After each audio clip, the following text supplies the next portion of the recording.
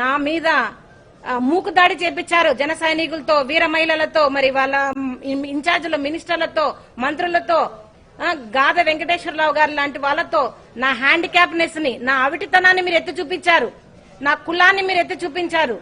కానీ నేను ఏ దానికి భయపడలేదన్నా. పవన్ కళ్యాణ్ గారు నేను ఒకటే అడుగుతా ఉన్నాను, మరి మీ దగ్గరికి వచ్చినప్పుడు కూడా నేను అవిటిదాన్నే, మీ దగ్గరికి కూడా వచ్చినప్పుడు నేను రెడ్డిదాన్నే, మరి ఎందుకు మీరు నేను న్యాయం చేయండి అని అడిగినప్పుడు మీకు కులం గుర్తొచ్చింది? ఎందుకు మీరు న్యాయం చేయలేరు, మీరు చేయలేకపోతున్నారు అడిగినప్పుడు మీరు మరి నా అవిటితనాన్ని మీరు బయటికి తీసుకురావడం జరిగింది? అంటే అప్పటి వరకు మీరు చెప్పిన మాటలన్నీ, ఇచ్చిన హామీలన్నీ డొల్లనా? చెప్పండి. ఎందుకు మీరు సుగాలి ప్రీతి కేసును ఇంతలా వాడుకొని మీరు గద్దెక్కిన తర్వాత సుగాలి ప్రీతి కేసును పక్కన పెట్టేశారని అడుగుతా ఉన్నాను. ఇదేనా మీరు మరి జనాలకు మీరు మాట ఇచ్చి చేసేది? మీరు మాట ఇచ్చి మర్చిపోయిన పవన్ కళ్యాణ్ గారని చెప్తా ఉన్నాను.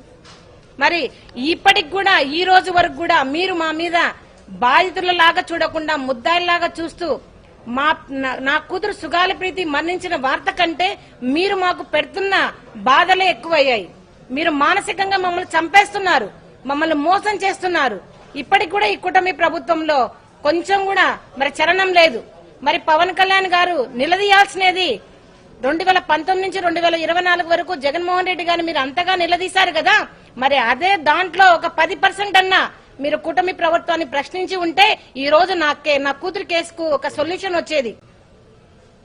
మీరు మరి మోడీ గారితో మాట్లాడండి, మీరు మోడీ గారితో మాట్లాడతా అని చెప్పారు, మరి సిబిఐకి ఇప్పిస్తా అన్నారు. మరి మీరు చేసిన హామీలు ఎక్కడికి పోయినాయి? ఎందుకు మీరు సుగాలి ప్రీతి కేసును ఇంతగా మీరు మోసం చేయాల్సి వచ్చింది? కేవలం మీరు డిప్యూటీ సీఎం రాజకీయాల కోసమే మీరు సుగాలి ప్రీతి కేసును వాడుకొని మమ్మల్ని మోసం చేశారు. మీరు ఇప్పుడు ఒప్పుకోండి, మీరు సుగాలి ప్రీతి కేసును వాడుకొని మాత్రమే మీరు డిప్యూటీ సీఎం అయ్యారని ఇప్పటికైనా మీరు ప్రెస్ మీట్ పెట్టి చెప్పండి. అన్నా, మేము ఏ ఆస్తులు అడగడం లేదు, మేము ఏ హోదాలు అడగడం లేదు, మేము ఏ సీట్లు అడగడం లేదు. కేవలం మీరు పిలిపించుకొని 2019లో మాట ఇచ్చారు, అమ్మ మేము చేస్తాము, మీ కేసుకి న్యాయం చేస్తాము, ఫస్ట్ కేసు సుగాలి ప్రీతి కేసే అన్నారు. కానీ ఇప్పటి వరకు 24 నెలలు గడిచినా కూడా మీకు అసలు కొంచెం కూడా చలనం లేదు. ఎందుకు పవన్ కళ్యాణ్ గారు మీరు ఆడపిల్లల విషయంలో ఇంతగా మీరు మోసం చేస్తున్నారని అడుగుతా ఉన్నాను. మరి మేము అడిగిన వెంటనే మేము ప్రశ్నించాం. ఏమని ప్రశ్నించారు? మీరు ప్రభుత్వాన్ని ప్రశ్నించారు, సుగాలి ప్రీతి కేసుకి న్యాయం ఎందుకు చేయరని. మరి మీలాగనే మేము మిమ్మల్ని ప్రశ్నిస్తూ ఉంటే మీరు మరి పారిపోతున్నారు ఎందుకు? చెప్పండి. మేము ఏవైతే మీకు చూపించామో అవే రిపోర్ట్లు మళ్ళీ ఈ రోజు మరి జగన్మోహన్ రెడ్డి గారికి కూడా చూపించాం. మరి ఆయన ప్రభుత్వంలోనే, జగన్మోహన్ రెడ్డి గారి ప్రభుత్వంలోనే మాకు కుటుంబానికైతే ఏమి, కేసుకైతే ఏమి జరిగిన న్యాయం ఏదైనా ఉంది అంటే అది మరి జగన్మోహన్ రెడ్డి గారి పీరియడ్ లోనే జరిగింది. 2019లో ఆయన మేము అడగగానే సిట్టు వేశారు.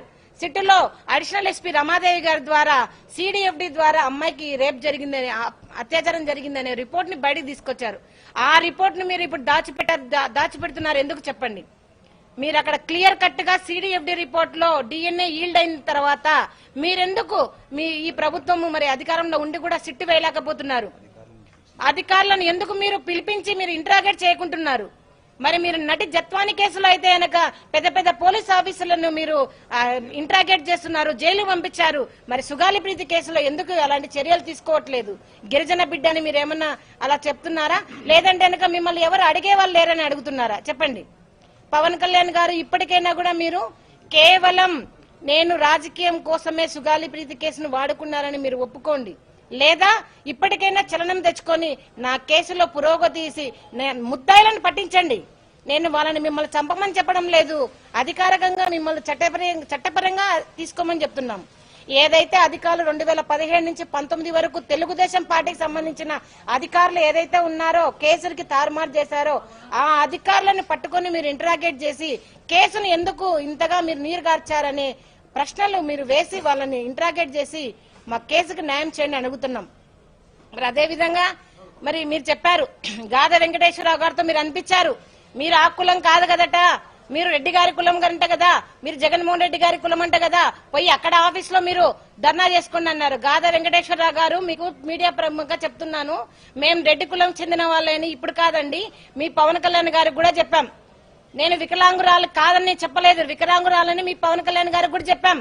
మీ పవన్ కళ్యాణ్ గారి ముందరే ఇవన్నీ కూడా చూపించాము. మరి అప్పుడు చెప్పని మీరు ఇప్పుడు ఎందుకు రెడ్డి ప్రస్తావన తీసుకొస్తున్నారు? ఎందుకు కుల ప్రస్తావన తీసుకొస్తున్నారు? ముద్దాయిలను మీరు కాపాడడానికి బాధితులమైన మా మీద మీరు ఇలాంటి మాటలు మాట్లాడి మమ్మల్ని మానసికంగా మమ్మల్ని చంపేయాలనుకుంటున్నారా? మేము 2025లో నా కూతురు ఎక్కడైతే మరి మేము పూడ్చామో అక్కడి నుంచి వీల్ చైర్ యాత్ర చేస్తామని చెప్పేసి మేము పేపర్ ప్రకటన ఇచ్చాము. అదేవిధంగా మేము మీకు కూడా మీ ఆఫీస్ కూడా ఇచ్చాము. ఇచ్చిన తర్వాత కూడా మీరు పర్మిషన్ ఇవ్వకపోగా మేము మీ వీల్ చైర్ యాత్రలో నాకు జరిగిన అన్యాయం, మీరు చేసిన మోసాన్ని నేను ప్రజలకు తెలియజేస్తానని చెప్తానని చెప్పేసి 300 మంది పోలీసులతో మమ్మల్ని మీరు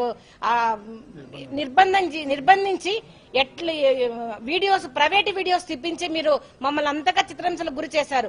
మీ కూటమి ప్రభుత్వానికి సుగాలి ప్రీతి కేసులో మీరు ఎలాంటి తప్పులు చేయకుంటే ఎందుకు మీరు అంత భయపడుతున్నారో చెప్పండి.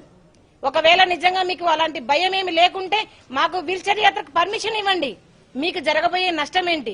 నాకు జరిగిన అన్యాయం ఏ సుగాలి ప్రీతి ఇంకొకరి ఇంట్లో సుగాలి ప్రీతి లాంటి అమ్మాయిలకు జరగకూడదనే నా ఈ ఉద్దేశంతో చేస్తున్న ఈ వీల్ చైర్ యాత్ర మీ ప్రభుత్వానికి ఏమి అడ్డం చెప్పండి. ఏమి ఆటంకపరుస్తున్నారని మీరు నా స్వేచ్ఛను మీరు కాల రాస్తున్నారు చెప్పండి. పవన్ కళ్యాణ్ గారు మీకు ఒకటే చెప్తున్నాను, మరి మీరు కూటమి ప్రభుత్వంతో మీరు ప్రశ్నించి నా సుగాలి ప్రీతి కేసుకి న్యాయం చేస్తారా లేదా? ఇదే ప్రెస్ మీట్ లో మీరు ఒప్పుకోండి. లేదు, కేవలం సుగాలి ప్రీతి కేసు నేను ఓట్లకు మాత్రమే వాడుకున్నాను, ఆ అమ్మాయికి న్యాయం చేయడానికి కాదు అని మీరు ఒప్పుకోండి. మరి మీరు అన్నారు జగన్మోహన్ రెడ్డి దగ్గరికి, మీరు అన్నగారి దగ్గరికి ఎలా వెళ్తారు, మేము ఎలా పంపిస్తాము అని మీరు గాదా వెంకటేశ్వరరావు గారితో నాకు మీరు వార్నింగ్ ఇప్పించారే, బయటికి ఎలా వస్తారో చూస్తామన్నారే. మరి ఈ రోజు వచ్చాను, మరి జగన్మోహన్ రెడ్డి గారిని కలిశాను. ఆ అన్నగారు చూపించిన ఆప్యాయత, ప్రేమ కానివ్వండి, అసలు ఆ కేసు గురించి ఇప్పటికీ కూడా మర్చిపోలేదు అన్నగారు. మనకి ఆ పీరియడ్ లో జరిగిన 2019 నుంచి మరి జగన్మోహన్ రెడ్డి గారు వచ్చిన పీరియడ్ లో జరిగిన ప్రతి ఒక్క చర్య కూడా ప్రతి ఒక్క రిపోర్టు కూడా అన్నగారికి చూపించడం జరిగింది. అన్నగారు ఇప్పుడు అదే చెప్పారు, మేము మీకు అండగా ఉంటాం, మా లీగల్ టీం మీకు అండగా ఉంటుంది. మీకు ఏదైతే కనుక రావాల్సిన ఎస్సీ ఎస్టీ యాక్ట్ ప్రకారం బెనిఫిట్స్ ఏదైతే ఆపేశారో దాన్ని కూడా మనం పోరాటం చేద్దామని చెప్పడం జరిగింది. మరి అదే విధంగా సిబిఐ కూడా ఎందుకు తీసుకోదు? ఈ సిడిఎఫ్డి ఏదైతే కనుక జగన్మోహన్ రెడ్డి గారి పీరియడ్ లో వచ్చిన ఈ ఇన్వెస్టిగేషన్ సిటీలో వచ్చిన ఈ సిడిఎఫ్డి రిపోర్ట్ ను ఎందుకు మీరు లోపల బయట పెట్టడం లేదు అని ఈ ప్రభుత్వాన్ని ప్రశ్నించడం జరుగుతా ఉంది. మరి జగన్మోహన్ రెడ్డి గారు మరి మాట ఇచ్చారు, అమ్మ ఖచ్చితంగా మాట ఇస్తున్నాం, అందరిలాగా కాదు, ముఖ్యంగా పవన్ కళ్యాణ్ గారి లాగా మాట ఇచ్చి మర్చిపోయే ప్రసక్తే లేదు, మీకు ఖచ్చితంగా న్యాయం జరుగుతుందని మరి నాకు అన్నగారు భరోసా ఇవ్వడం జరిగింది. మరి అదే విధంగా నిజంగా నేను ఎన్నో రోజుల నుంచి కూడా నేను మరి అన్నగారిని జగన్మోహన్ రెడ్డి గారిని కలవడానికి మరి ట్రై చేస్తా ఉంటే మరి పేర్ని నాని గారు నిజంగా దగ్గరుండి ఒక ఇంటి మనిషిలాగా మమ్మల్ని ఎంతో ఆదరించి మరి పేర్ని నాని గారు మరి జగన్మోహన్ రెడ్డి గారి దగ్గర తీసుకొచ్చడం జరిగింది. మరి అందరికీ కూడా ఈ రోజు నిజంగా మీ మీడియా ముఖానికైతే మీడియా మొత్తం మిత్రులకు మరి పేర్ని నాని గారికి, జగన్మోహన్ రెడ్డి గారికి నా చేతులెత్తి నమస్కరించి నేను ధన్యవాదాలు తెలుపుకుంటున్నాను.